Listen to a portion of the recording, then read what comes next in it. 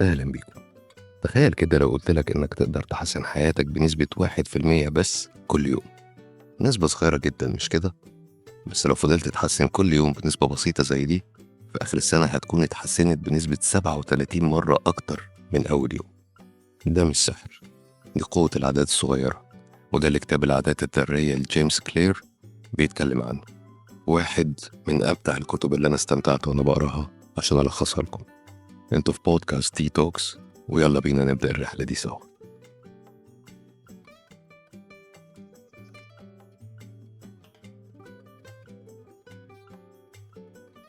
الكتاب ده مش عن إنك تبقى إنسان خارق، ولا إنك تقلب حياتك 180 درجة في يوم وليلة. لأ، ده عن إزاي تغييرات بسيطة جدا ممكن تبني بيها نظام حياتك وتحقق بيها نتائج مذهلة على المدى الطويل. تفتكر مثلا إن فريق بريطانيا لركوب العجل كان عامل إزاي؟ لحد سنة 2003 كان الفريق الإنجليزي ولا له أي قيمة، لدرجة إن شركات تصنيع العجل ما كانتش عايزة تبيع لهم العجل بتاعها عشان ما يشوهوش السمعة بتاعتهم. بس كل ده اتغير لما جابوا مدير جديد كان اسمه ديف. الراجل ده كان مؤمن بحاجة اسمها تراكم المكاسب الصغيرة. يعني أي حاجة صغيرة ممكن نحسنها 1% نعملها فورا. غيروا شكل كراسي العجل علشان تبقى أريح، لبسوا اللعيبة شورتات حرارية عشان تحافظ على درجة حرارة عضلاتهم، بدأوا ينظفوا العجل بالكحول عشان العجل يمسك في الأرض كويس. حاجات تبدو تافهة، أيوة، بس التراكم عمل فرق. وفي أولمبياد بكين حصدوا 60% من ميداليات سباق العجل. النقطة هنا إن التحسين الصغير النهاردة بيعمل تأثير كبير بكرة. العادات زي الفايدة المركبة، كل ما تكررها كل ما النتائج بتكبر. لكن خلي بالك، نفس القاعدة بتشتغل بالعكس. يعني لو كل يوم بتاكل أكلة مش صحية مش هتتخن في يوم، بس بعد سنة هتشوف كارثة. اللي بيحدد انت رايح على فين مش شكلك النهاردة، لكن عاداتك. هل انت ماشي في اتجاه التحسن ولا التدمير الذاتي؟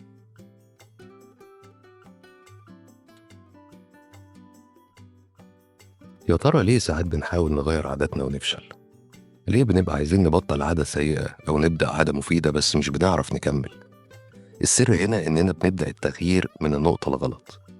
في ناس كتير أول ما تقرر تغير بتركز على النتيجة اللي عايزين يوصلوا لها.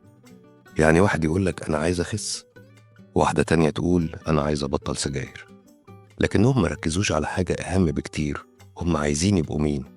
وده الفرق بين نوعين من العادات: عادات مبنية على النتائج، وعادات تانية مبنية على الهوية. تعال نشوف مثال بسيط. اتخيل اتنين بيحاولوا يبطلوا سجاير. لما اتعرض عليهم سيجارة، أول واحد قال لا شكرا أنا بحاول أبطل، والتاني قال لا شكرا أنا ما بدخنش. شايف الفرق؟ الأول لسه شايف نفسه مدخن بيحاول يبطل، لكن التاني بقى مش مدخن، وده معناه إنه غير هويته مش بس سلوكه. جيمس كلير بيقولك إنك لو عايز عادة جديدة تثبت في حياتك لازم تبنيها حوالين الهوية الجديدة اللي انت عايز تبقى عليها. يعني عايز تبقى رياضي؟ ما تبقاش بس بتروح الجيم، لا، خلي نفسك تشوف إنك إنسان صحي بتحب تتحرك وبتحب تهتم بجسمك. عايز تبقى قارئ؟ ما تبقاش بتقرا كتاب وخلاص، لا، قول لنفسك أنا شخص بيحب المعرفة، أنا قارئ. لما تبدأ تتصرف زي الشخصية الجديدة دي وتكرر الأفعال اللي بتأكد عليها، هتبدأ تصدقها، وكل تصرف صغير بيزقك خطوة ناحية الهوية دي. فكر فيها كده، كل مرة بتختار تاكل أكل صحي بتدي صوت لجسمك إنه يكون أقوى. كل مرة بتمسك كتاب بدل ما تمسك الموبايل بتدي صوت لعقلك إنه يبقى أنضج. وكل صوت من دول بيقربك أكتر من النسخة اللي نفسك تكونها. لكن خلي بالك، مش معنى كده إنك لازم تبقى مثالي من أول يوم أبدا. التحول بيجي بالتدريج. كل عادة صغيرة بتعملها بتبني بيها ثقة جواك، ثقة إنك قادر تبقى الشخص ده فعلا. في مقولة بتقول لو عايز تغير سلوكك غير نظرتك لنفسك. والعادات هي أكتر أداة بتخلينا نعيد تشكيل صورتنا عن نفسنا. يعني كل مرة بتروح تتمرن بتقول لنفسك أنا رياضي، كل مرة بترفض سجاير بتقول أنا شخص واعي وبختار الصح، كل مرة بتنظم وقتك بتقول أنا إنسان منضبط.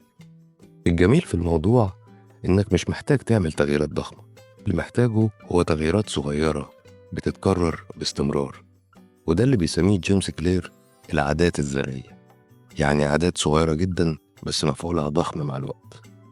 افتكر إن النجاح مش ناتج قرار واحد كبير. النجاح الحقيقي هو نتيجة آلاف القرارات الصغيرة الصح اللي بتتراكم مع الوقت. ودلوقتي اسأل نفسك، أنا مين؟ ونفسي أبقى مين؟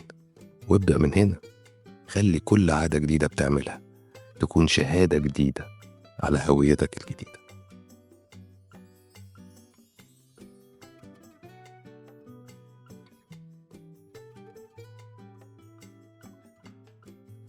في نهاية القرن ال19 وتحديدا سنة 1898 كان في عالم نفس اسمه إدوارد ثورندايك بيحب يراقب سلوك الحيوانات. عمل تجربة غريبة شوية على شوية قطط. كان بيجيب قطة ويحطها جوه صندوق خشب ويقفل عليها، والباب الوحيد اللي خرجها كان ليه حيلة صغيرة، لازم القطة تدوس على زرار أو تشد حبل. في الأول القطط كانت بتخبط في كل حتة وتنونو وتلعب وتحاول إن هي تهرب، بس بعد شوية تكتشف الحيلة وتضغط على الزرار بالصدفة وتخرج.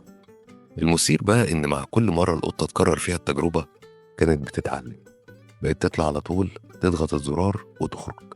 يعني ببساطة القطة اتعلمت العادة. ومن هنا ثورندايك طلع بقانون شهير في علم السلوك: أي سلوك بيؤدي لنتيجة مرضية بيتم تكراره، والسلوك اللي نتيجته سلبية بيتجنبه الإنسان أو الحيوان. وده كان أساس فهمنا إزاي العادات بتتكون. جيمس كلير خصص الموضوع أكتر وقال إن أي عادة في الدنيا بتمر بأربع مراحل: الإشارة والرغبة والاستجابة والمكافأة. تعال ناخد مثال بسيط جدا على ده. انت قاعد بتتفرج على التلفزيون وفجأة تشم ريحة فشار جاية من المطبخ، ده كده اسمه إشارة. جسمك يقول لك ياه أنا جعان ونفسي آكل، دي الرغبة. تقوم داخل على المطبخ وتفتح الغطا تاخد شوية فشار، دي الاستجابة، وتحس بالمتعة والطعم الحلو، ودي المكافأة. كل ما الدورة دي تتكرر عقلك يسجل، لما تشم الريحة يبقى فيه متعة جاية، ففي كل مرة تشم نفس الريحة تلقائيا تبدأ العادة تشتغل. وده ينطبق على كل العادات سواء كويسة أو وحشة.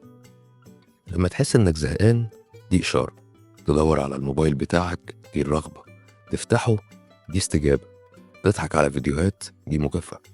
لما تقوم من النوم دي إشارة، لما تعمل القهوة دي رغبة، تحضرها استجابة، تشربها وتحس بالصحصحة دي كده مكافأة. كل حاجة فينا بتمشي بالمنظومة دي، ولو عرفنا نتحكم في واحد من الأربعة دول نقدر نغير العادة بالكامل. ودي كانت أول خطوة من خطوات تغيير السلوك عن جيمس كلير، واللي هنتكلم عنهم واحدة واحدة في الفصول اللي جاية. جيمس قال إن في 4 قوانين تكوين العادات. أول حاجة إنك تخلي العادة واضحة، وبعدين تخليها جذابة، وتخليها سهلة، وتخليها مرضية. دول كمان نقدر نعكسهم ونستخدمهم علشان نكسر العادات الوحشة. يعني بدل ما تخليها واضحة خبيها، وبدل ما تخليها جذابة اربطها بحاجة سلبية، وبدل ما تخليها سهلة زود المجهود المطلوب، وبدل ما تخليها مرضية اربطها بتأنيب أو عقوبة. ودي لعبة العادات، مش مجرد قوة إرادة، لا دي هندسة سلوكية. انت بتصمم حياتك زي ما بتصمم بيتك، كل حاجة في مكانها عشان تخليك تمشي صح من غير ما تفكر كل مرة. وهنبدأ دلوقتي نغوص أكتر في أول قانون: خليها واضحة.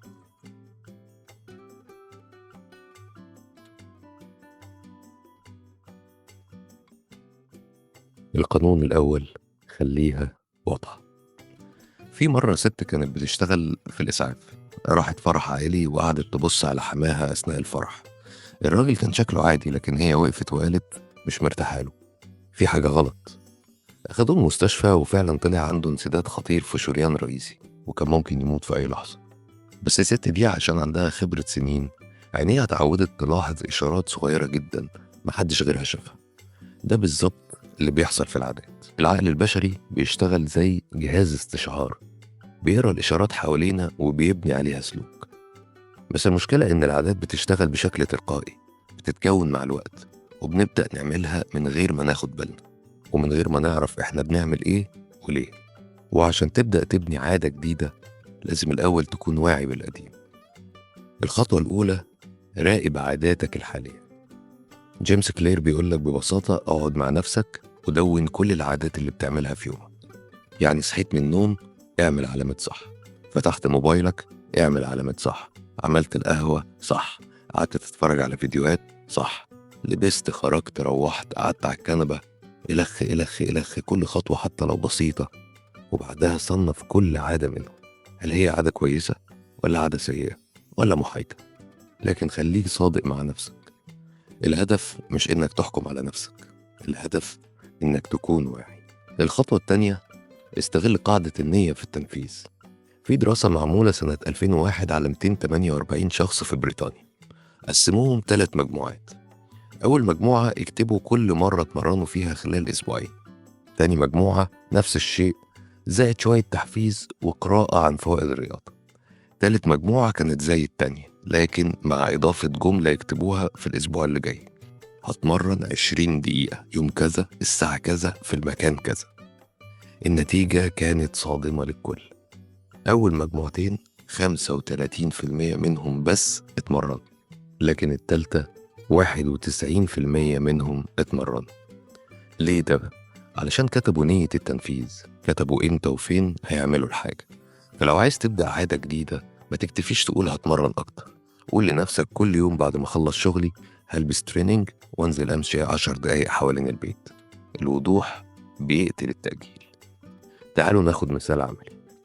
بدل ما تقول هقرأ أكتر، قول كل يوم بعد العشاء هقرأ صفحة من كتاب وأنا قاعد على السرير.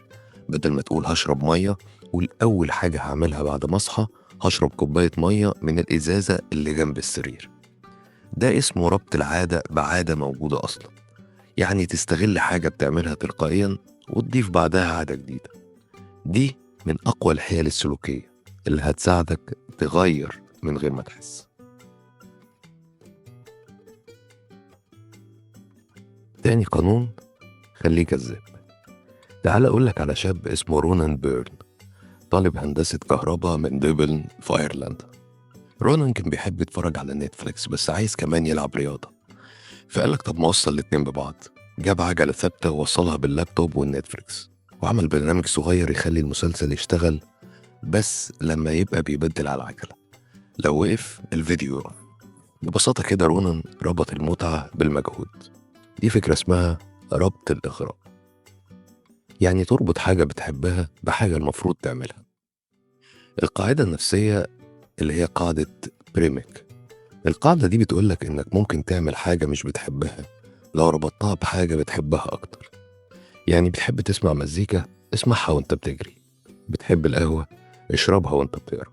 بتحب تتفرج على فيديوهات، خليها بس بعد ما تخلص مهمة صغيرة. بكده بدل ما تشوف العادة كمجهود، بتشوفها كمفتاح للمتعة.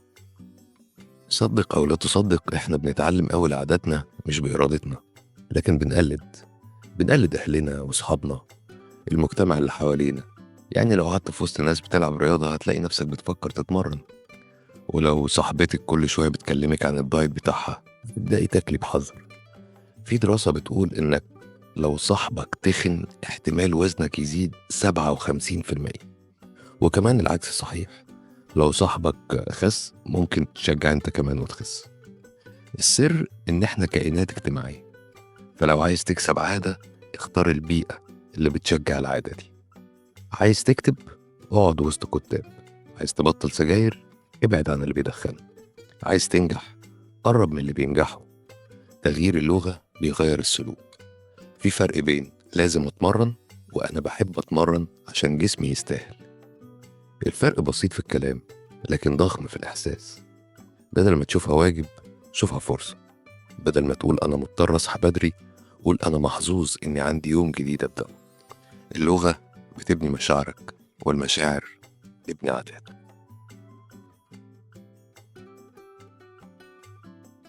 تالت قانون، خليه سهل.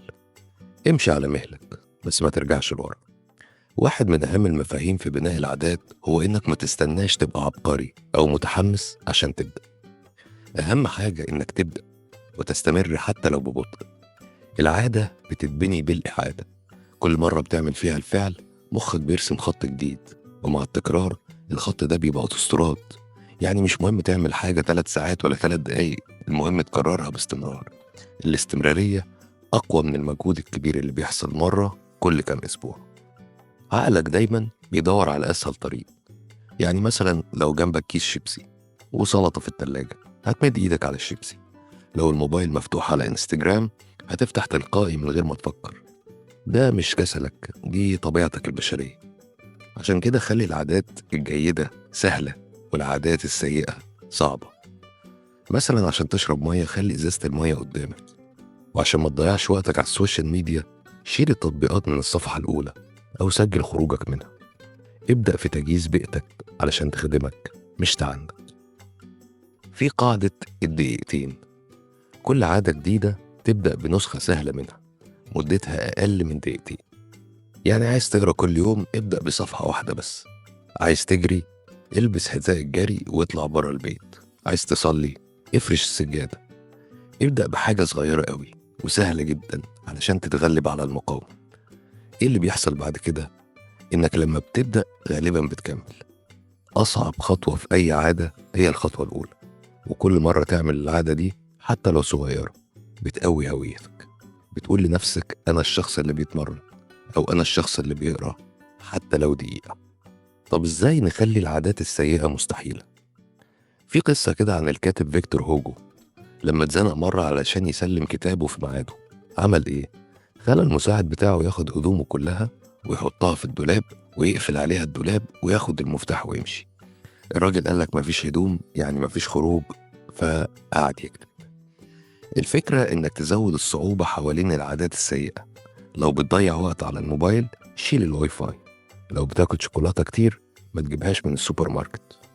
لو عايز تصحى بدري، حط الموبايل بعيد عن السرير عشان تضطر تقوم توقف المنبه.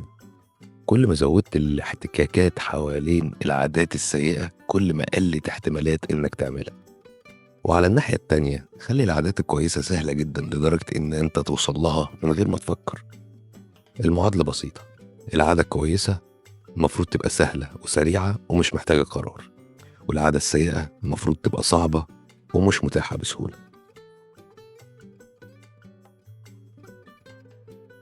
القانون الرابع، خليه مرضي. قاعدة السلوك الذهبي هي المكافأة الفورية. إحنا كبشر بطبعنا بنكرر السلوك اللي بيكافئنا، وبنبعد عن اللي بيخلينا نحس بالألم أو الخسارة. بس في نقطة مهمة، المكافأة لازم تكون سريعة وفورية. يعني لو أكلت شيبسي دلوقتي لذته فورية بس ضرره بعدين. لو اتمرنت دلوقتي التعب فوري بس الفايدة بعدين. عشان كده العادات السيئة أسهل لأنها بتكافئك حالا، والعادات الكويسة أصعب لأن مكافئتها بتتأخر. طب إيه الحل؟ الحل إننا نربط العادة الكويسة بمكافأة فورية حتى لو بسيطة. إزاي نخلي العادة مرضية؟ اعمل جدول أو تطبيق أو حتى ورقة صغيرة. كل مرة تنفذ فيها العادة علم علامة صح. الإحساس ده بيبعث رضا لحظي، بيقولك إن أنت ماشي صح. كافئ نفسك. كل ما تخلص عادة معينة، ادي لنفسك حاجة بتحبها. شوكولاتة صغيرة بعد التمرين، فنجان قهوة بعد ما تذاكر، حلقة من مسلسل بتحبه بعد ما تخلص شغل. المهم تكون المكافأة مرتبطة بالعادة وما بتكسرهاش. خلي العادة ممتعة بحد ذاتها. لو التمرين ممل، جرب إنك تروح الجيم مع أصحابك، أو إنك تعمل هناك أي نشاط تغير بيه نشاط الجيم وتكون بتحبه. لو القراية صعبة، اختار كتب بتحبها مش كتب تقيلة. لما الحاجة بتبقى ممتعة، دماغك هتطلبها من نفسها. مثال، واحد من الناس كان كل مرة يروح الجيم يرمي جنيه في برطمان، ومع الوقت الجنيهات زادت وهو اتحفز. بقى شايف النتائج قدامه، مش في جسمه بس، لا في البرطمان كمان. النتيجة إن المكافأة بقت مرئية ومحفزة. بنجامين فرانكلين كان بيكتب 13 عادة يومية في كشكول، كل يوم يقيم نفسه فيهم. اتأخرت، ضيعت وقت، قربت لهدفك. التتبع ده خلى العادات بتاعته واضحة، والوضوح بيساوي التزام. كل مرة تشطب على العادة بيجيلك إحساس بالإنجاز وإنك أنجزت شيء. كمان في قاعدة الشريك في الحساب. عارف ليه الناس ساعات بتلتزم في الجيم لو رايحين مع حد؟ عشان في رقيب. في حد هيقولك أنت مش جاي النهاردة، حد بيحاسبك وبيشدك وقت الكسل. الشريك ده ممكن يكون صديق أو أخ أو جروب على الواتساب أو مدرب. كل ما بقى فيه رقيب، بقى في التزام أكبر. لو أخفقت في عواقب، لو نجحت في إشادة. النتائج بتبان فورا، فبتلتزم أكتر. السر في المكافأة. لو عايز عادة تكمل لازم نهايتها تبقى ممتعة. الجسم والعقل محتاجين يشعروا إن هم كسبوا حاجة، مش بس تعب ومجهود. خلي دايما في آخر العادة مكافأة فورية، حتى لو بسيطة. على المدى الطويل هتلاقي نفسك بقيت إنسان تاني، أقوى وأنجح وأكتر سيطرة على يوم. إزاي تتحول من كويس لعظيم؟ إزاي توصل للتميز؟ الملل هو العدو الحقيقي. في البداية أي عادة جديدة بتكون مشوقة، بس بعد شوية بتدخل في الروتين وتفقد الحماس. التمرين اللي كان بيحمسك بقى عبء، والعزف اللي كنت بتحبه بقى واجب. القراءة بقت تقيلة على قلبك. هنا بيجي الفرق بين المبتدئ والمحترف. المبتدئ بيستسلم أول ما بيزهق، المحترف بيكمل حتى في الزهق. النجاح الحقيقي مش إنك تتحمس، النجاح إنك تكمل رغم الملل. والاستمرار هو اللي بيخلق الفرق. مش شرط كل عادة تكون ممتعة طول الوقت، لكن الاستمرارية حتى لو بدون حماس هي اللي بتصنع الفرق. كل يوم تلتزم فيه حتى لو بنسبة 1%، انت بتقرب لهدفك. الناس العظماء مش دايما متحمسين، لكن دايما ملتزمين. ازاي تطور نفسك؟ الوعي الذاتي. اسأل نفسك من وقت للتاني، انا بتقدم ولا واقف مكاني؟ العادة دي بتساعدني فعلا؟ طب محتاج اعدل فيها ازاي؟ التطور المستمر. حتى لو العادة ماشية دور على تحسين. مثلا لو بتتمرن زود شوية، لو بتقرأ غير نوعية الكتب، لو بتشتغل اتعلم أداة جديدة. التغذية الراجعة، الفيدباك يا جماعة، اسأل ناس تثق فيهم. ايه رأيك في تقدمي؟ شايفني محتاج اتطور قد ايه؟ النقد البناء هو مفتاح التقدم. والتكرار الهادف اللي هو بيقولوا عليه ان مش كل ممارسة بتساوي تطور. لازم الممارسة تكون مركزة على نقاط ضعفك، مش بس تكررها، لا، تشتغل بذكاء على تحسينها. التكيف مع التغيير. عاداتك لازم تتطور مع ظروفك. اللي نافع زمان مش لازم يكون نافع دلوقتي. خليك مرن وحافظ على النية حتى لو اختلفت الطريقة. في الختام، كتاب العادات الذرية ما بيقولكش اعمل المستحيل، هو بيقولك ابدأ صغير وكمل هتوصل. وبيقولك إن التغيير مش لازم يكون ضخم، والبداية ممكن تكون خطوة بسيطة. النجاح هو تراكم خطوات صغيرة، مش قفزة واحدة. الناس اللي بتنجح ما عندهمش قدرات خارقة، هما بس عرفوا إزاي يخلقوا نظام يدفعهم للأمام. نظام بيخلي العادات الكويسة سهلة والعادات السيئة صعبة. شكرا ليكم إنكم كملتوا معانا لحد هنا. لو وصلت للنقطة دي اعرف إنك شخص جاد وعايز تتغير فعلا، وإحنا هنا عشان نكون دايما معاكم في الرحلة دي. شارك الحلقة دي مع أصحابك وابدأوا سوا، واكتب لنا في الكومنتس إيه أول عادة ناوي تبدأ بيها، وسيبها علينا هنكمل سوا الطريق. وخليكوا دايما ماشيين لقدام.